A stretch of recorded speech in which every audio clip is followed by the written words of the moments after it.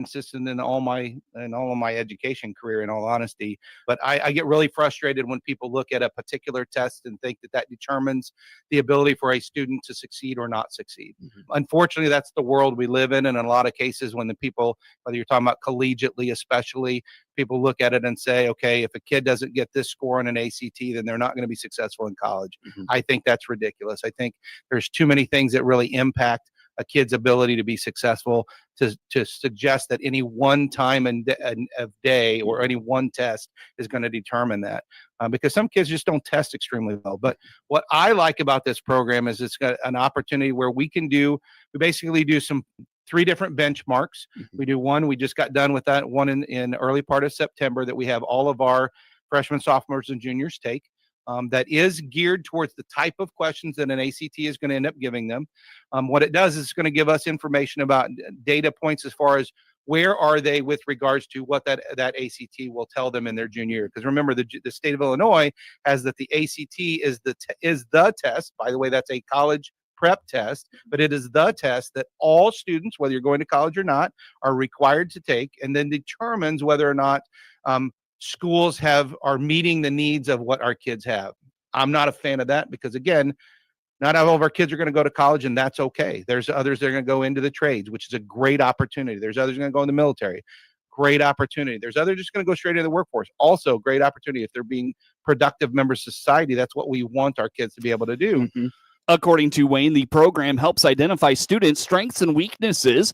He points out it is a program for English, math, and reading. But again, it gives us a lot of data that lets us say, okay, where are we at? And then we can look at ourselves and say, okay, we see that these are areas of weakness. Now let's look at, is our instruction part of that? Is that there's some adjustment need to do with that?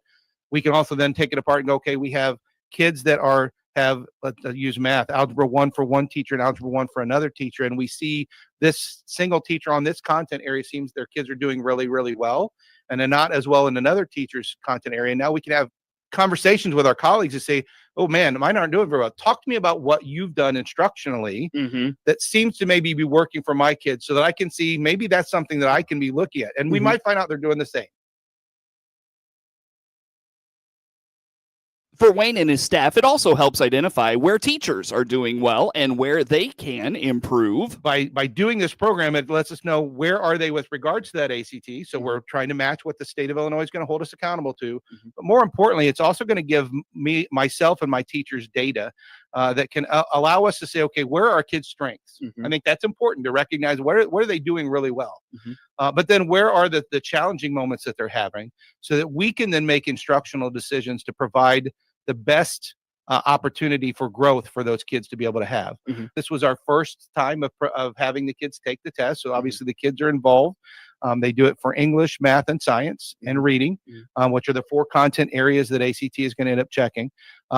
Certainly we have parent-teacher conferences that are coming up that they could have some of those conversations with their teachers if they wanted about, okay, talk to me about what results we saw from those kids.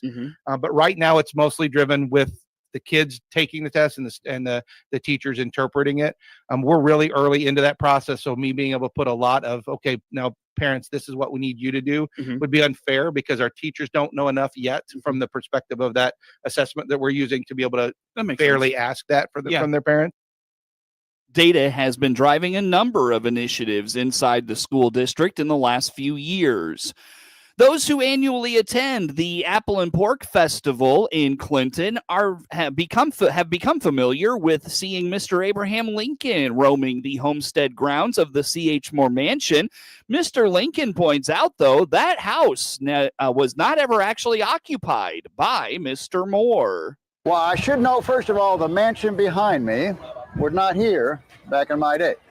Mr. Moore lived in a home about a mile east of town, which is still there. You can still see it, but I understand he built this a little bit later. By C.H. Moore, Clifford H. Moore, a very good friend of mine. I started riding the circuit, the 8th Judicial Circuit, in 1839. That was the same year that DeWitt County became a county. Created out of McLean and Macon counties, right? I was in the legislature then. So that was in March 1st. That fall, they redrew the circuits, and that's when the 8th Judicial Circuit began, for me at least. I started coming here October 39. And then pretty much every year, most years, until 1859, I'd come here every spring, every fall. for the court. Yeah. And I got to know C.H. Moore and other people from Clinton. One of the similarities between C.H. Moore and Mr. Lincoln was a passion for books and reading. Mr. Lincoln points out Mr. Moore had one of the largest private collections of books in downstate Illinois. Now, C.H. Moore, he and I have a lot of things in common. We both love reading. We love books. But unlike me, who didn't have a lot of money to collect books, he had the largest private library in downstate Illinois. No kidding. And he would sometimes lend me his books. Yeah. And we know that for a fact, because if you go to the Vespasian Warner Library here in Clinton, they have a book called Types of Mankind that I actually borrowed from C.H. Moore. Okay. And we know that because on the inside fly, there's a little note that I wrote to remind me to return it to him. Very good. So, but anyway, both very interested in books and reading. Moore was very good with real estate. Mr. Lincoln explains because of his time in the service, he was gifted land by the U.S. government, and Mr. Moore helped arrange his purchases of that land in Iowa. Get news anytime from your computer or mobile device at DeWittDailyNews.com. Baum Chevrolet Buick offers full transportation options while giving you peace of mind. This is Scott Baum from Baum Chevrolet Buick here in Clinton. This is what we do every day. We listen to you, give you options for routine maintenance, major mechanical problems, or collision repairs with a staff that's knowledgeable to find the best option for you. Baum Chevrolet Buick, your full service dealer. See us at BaumChevyBuick.com right from the start. Time now for a look at sports. I'm Seth Lawrence with this report.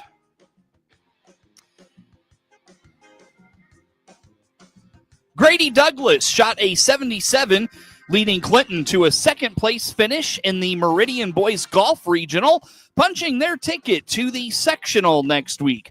Coach John Reynolds says while his team could have had a better day at the course, he was pleased with the performance. We placed second today at the regional, so we advanced to the sectional tournament coming up Monday. Really proud of Grady Douglas today. He shot a 77. He should get a medal. We don't know exactly which one yet, but he's definitely going to get a medal. The rest of the team could have played better, but we survived and we're going to sectionals. So we got to work on our chipping a little bit. It was a little soft around the edges of the greens, and we missed a lot of chips we should have hit. But short game's always the where you score, and we messed that up a little bit today. So we're going to work on that a lot, and we'll be fine. The boys are good golfers. We're good. Mindset is one of the most important parts of golf, and Coach Reynolds says on competition day, it's his job to make sure his golfers are keeping their cool mentally and physically. I'm normally on damage control. Looking at the app, you can see where the problem holes are, and you can run over there and get them calmed down. I try to talk to every parent because the parents know what's going on more than, I can get a lot more information from the parent coming up to the kid. So it works out really well. I just hold a hole, never stop. I don't sit in the clubhouse. I just hold a hole all day. And it turned out well today. So this is the first time since 2010 that the boys have made it to sectionals as a team. It's a big accomplishment for the city of Clinton. So great. They're relieved because it was looking at the scoreboard all day. It was really close. There's a lot of teams that were ahead of us that fell back behind, and we stayed where we were. We finished pretty strong. Had some birdies coming in, so we had to have them. We had to have them. So it worked out really well. The Maroons travel to the Jacksonville sectional Monday. First tee-offs are around 9 a.m. The Clinton Maroons will look to move on from a 49-0 loss at Eureka last week as they return home for homecoming, hosting Tri-Valley. Homecoming can be a distraction for any student athlete, but Coach Ron Bass felt his guys were locked in during practice this week. Missing assignments were of particular concern in the Maroons' loss to Eureka, and that was a major focus in practice this week. Well, I think one of the big ones is just understanding and making sure you understand what you're supposed to be doing up front. We made a lot of mistakes up front. We didn't block power correctly once during our game on Friday, so we've been repeating that quite a bit. Repetitions, and so trying to get the point across that guys up front, you have an important job to do. Yeah, they may be bigger and stronger than you up front, but making sure that you're stepping with the correct foot and putting your head and your hands in the right place to give you the best outcome as possible. You're going to see the same, the offense that we were hoping to run with Keaton Graves at quarterback, but it hasn't worked out with up front and he, him taking a beating early in the year. So you're going to see the same offense. I mean, but they're going to get off the ball quick, and they're going to be physical. That's their MO. They'll play some good defense. It's going to be definitely a challenge. We're just going to try to stay as positive as possible, take it one play at a time, and try to win one play at a time. The Maroons have a challenge ahead of them against the 3-2 Vikings. Many may remember Coach Bass was the longtime defensive coordinator for Coach Josh Roop, and his family still has many ties to the community. Well, that's always the case, as a classic football coach, there's lots of distractions, right?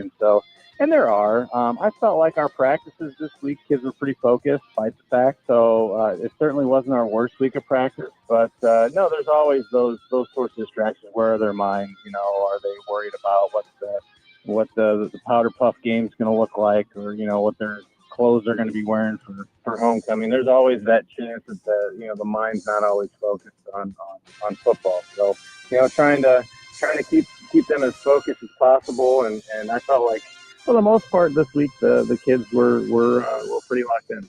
Well, I think it'll be interesting to note. So, obviously, me being from Tri-Valley originally and coming here, and so the relationships that I have, and of course we have two former Tri-Valley players on our team with John Smock and Josh Bass, and I think one of the interesting things you'll notice is that Josh's opponent this week at the quarterback position is actually his best friend. Two best friends competing against each other at the quarterback position should be, hopefully will be fun to watch.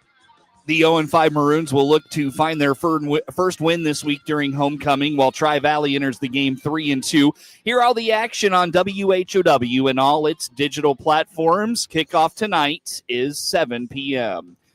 In the heart of Central Illinois Conference tonight, Fisher hosts Leroy. Tuscola is at Central A&M. DMAC plays host to GCMS. Warrensburg-Latham hosts Ridgeview Lexington. Shelbyville travels to Eureka. El Paso Gridley is at Tremont. And Hayworth plays host to Alton Marquette.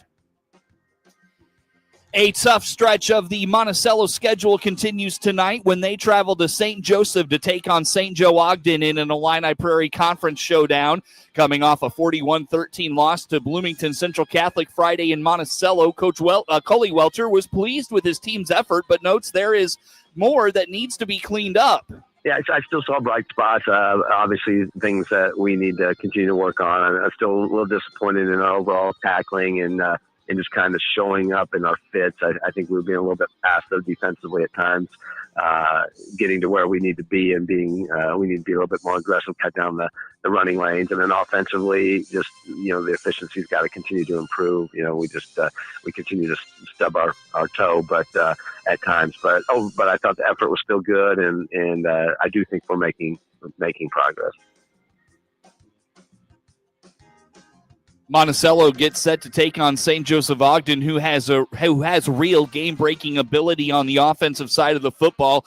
Coach Welter indicates the Spartans will do a lot of different things out of various formations. Yeah, they present a lot of challenges because they're kind of wide open on both sides of the ball. They like to do a lot of different things. I think sometimes just for effect, sometimes because that's what they hang their hat on. But they're going to try to confuse you with a lot of window dressing on offense, and they're going to throw a lot of different fronts against us on defense. And they're not a big blitz-heavy team, but they do like to mix up their fronts and give you different looks. So they do give you a lot to prepare for, and we've got to be very disciplined in our reads.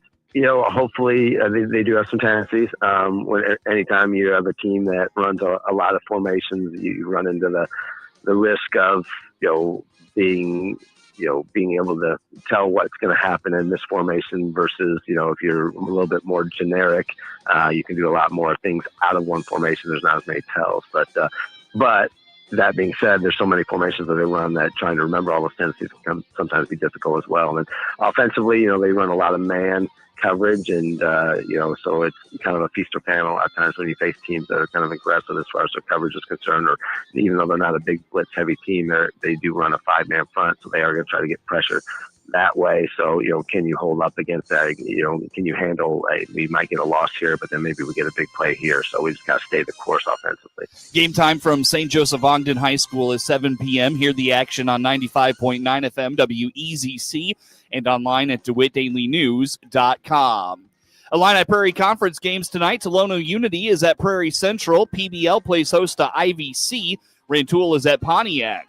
Apollo Conference action tonight. Effingham travels to Mahomet Seymour. Mount Zion plays host to Charleston, and Taylorville hosts Mattoon. In the Big 12 tonight, Champaign Centennial plays host to Urbana. Champaign Central travels to Danville. Bloomington takes on Normal Community. Peoria Notre Dame is at Peoria Manual, and Peoria Richwoods hosts Peoria. Central State 8 action tonight. Normal U-High is at Chatham Glenwood. Decatur Eisenhower hosts Rochester. Lincoln is at Decatur MacArthur. Springfield travels to Jacksonville. Springfield Lanphier hosts Quincy Notre Dame. And Springfield Southeast is at Springfield Sacred Heart Griffin. Tonight in the Lincoln Prairie Conference, Alla hosts Arcola. Toledo Cumberland is at Sangamon Valley. Sullivan travels to Oakland Tri-County, and Argenta Oriena takes on Villa Grove.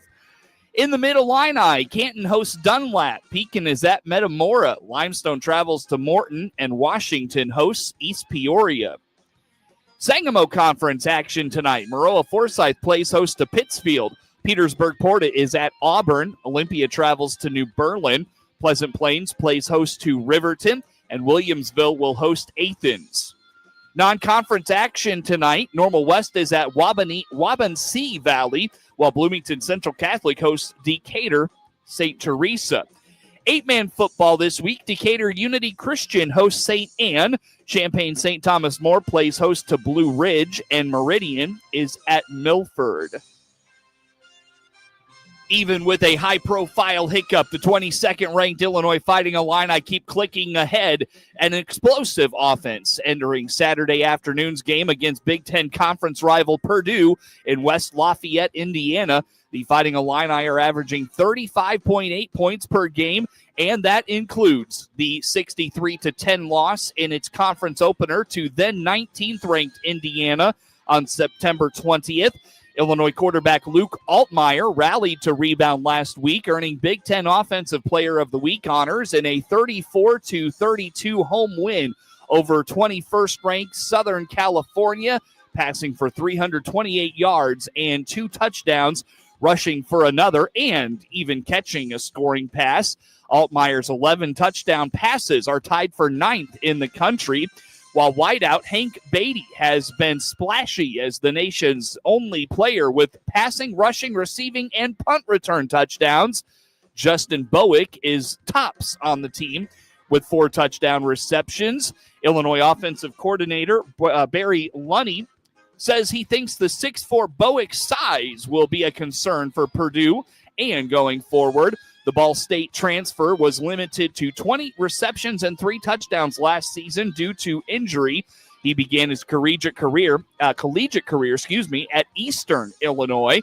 Purdue, meanwhile, is coming off a bye week in which it sought to make bygones of the past 2 games in a 33-17 home loss to USC on September 13th and a 56-30 loss at then 24th-ranked Notre Dame a week later. The Purdue defense yielded 32 plays of at least 10 yards. That included 11 plays of more than 20 yards. Game time is 11 a.m. on Saturday. The start of the Missouri Valley Conference slate for ISU will be a memorable one as the 6th-ranked Redbirds enter action at 3-1 and host the defending national champs and the top-ranked North Dakota State Bison at Hancock Stadium in a matchup of FCS programs. The game between the 4th-ranked ISU Redbirds and visiting North Alabama had a little bit of everything, including a pair of hour-plus long weather delays, turnovers, missed kicks, and missed opportunities by both teams. However, it was ISU who came up big in the second overtime period to come away with a 2-point victory over the Lions. ISU had all the momentum with a 17-10 lead before the first delay, but it switched after the break as UNA cut it to a 3-point deficit in the third quarter and tied the game with 33 seconds left before missing an extra point that sent the game to overtime. North Dakota State, meanwhile, rolled to a 51-13 victory over 17th-ranked South Dakota in its MVC opener last weekend to improve to 4-0 on the year and 1-0 in conference play.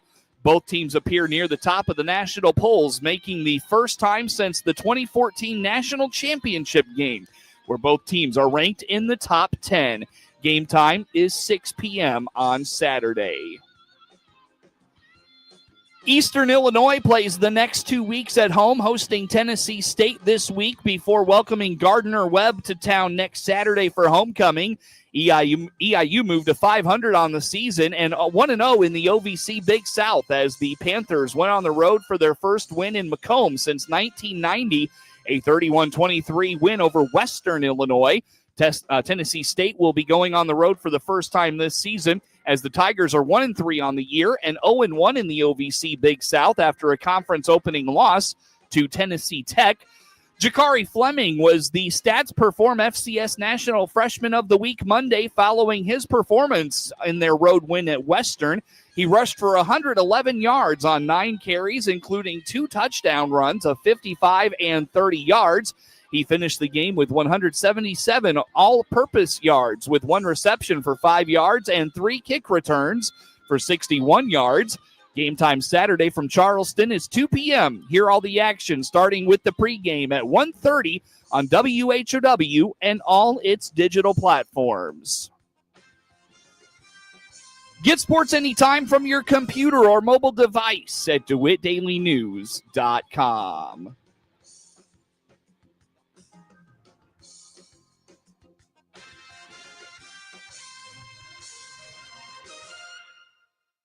Strange things happen when October comes to Clinton, Illinois. Spooky yet intriguing events encircle the town. Experience the madness for yourself. Friday and Saturday nights.